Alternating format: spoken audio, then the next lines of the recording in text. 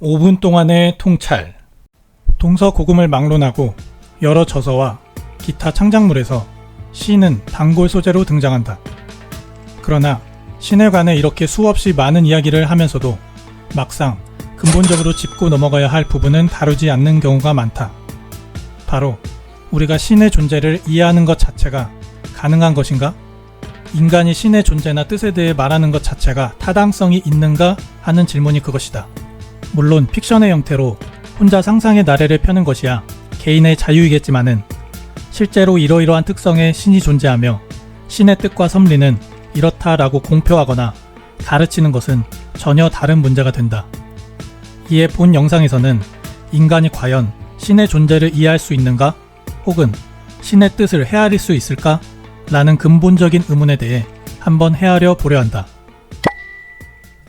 인간이 과연 신을 이해할 수 있는가? 라는 논의를 위해서는 먼저 신을 어떤 존재로 상정할 것인지부터 정해야 할 것 같다. 본 영상에서는 신을 이 세상의 창조와 소멸을 포함한 우주의 섭리와 이치에 영향을 끼치는 존재로 상정하고 이야기해보도록 하겠다. 일단 A가 B를 이해한다 라는 명제가 성립하려면 두 가지가 전제되어야 한다. 첫째, A에게 이해할 수 있는 능력이 충분해야 하고, 둘째, B에 관한 정보를 충분히 접할 수 있어야 한다.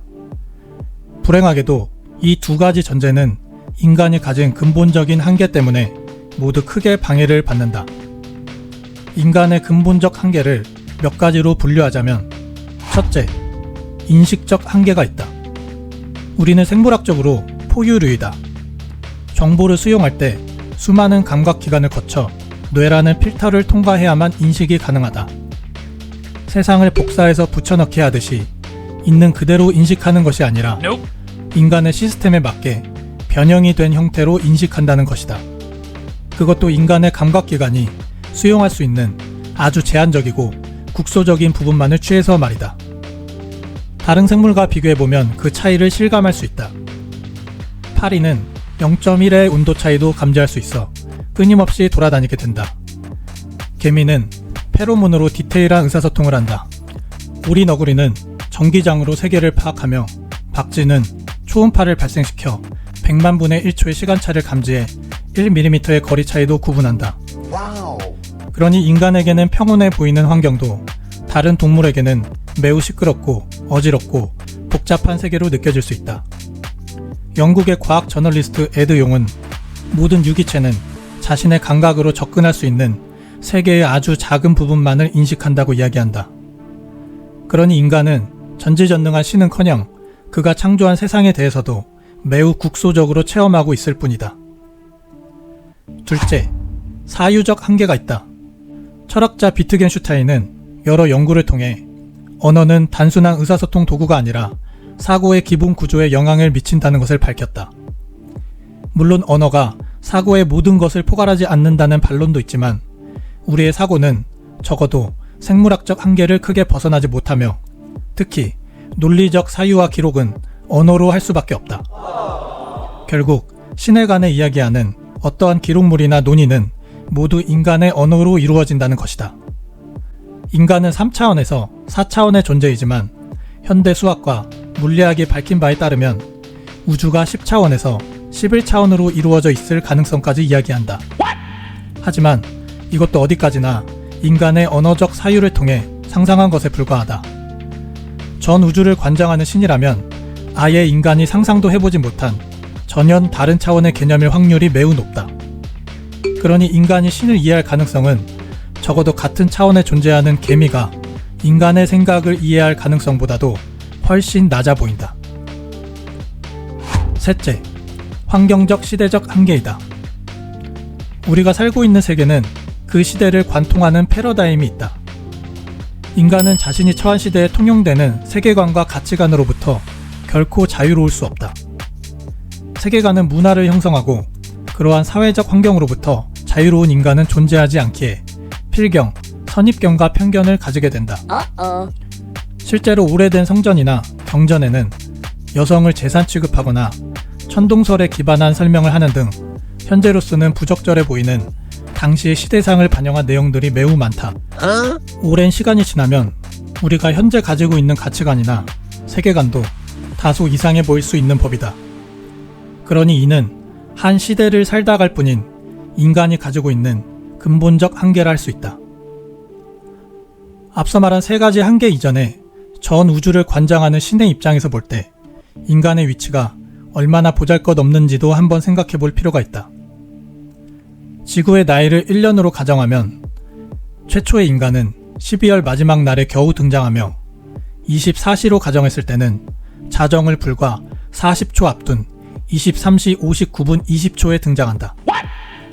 사이즈는 더 엄청나다. 우리 은하를 접시 크기라 가정하면 우리가 속한 태양계는 먼지보다도 훨씬 작아 육안으로 보이지 않는다. 그런데 우주에는 이러한 은하가 관측 가능한 데까지만 해도 약 2조 개로 추정되며 그것도 밀도 있게 모여 있는 것이 아니라 그 사이 공간은 몇백만 광년씩이나 되니 우주의 사이즈는 상상을 초월한다. 허나 알다시피 인간은 이 광활한 우주에서 태양계는커녕 달 이상을 벗어나 본 적이 없다. 요약을 해보자면 이토록 잠깐의 시점에 태어난 이토록 미미한 존재가 심지어 앞서 말한 세 가지 근본적 한계를 가진 채로 무한대에 가까운 우주를 창조한 신을 이해해보는 것이다. 얼마나 무모해 보이는가. 신을 이해하는 것 앞에 겸손하자 정도의 표현은 심히 부족하다.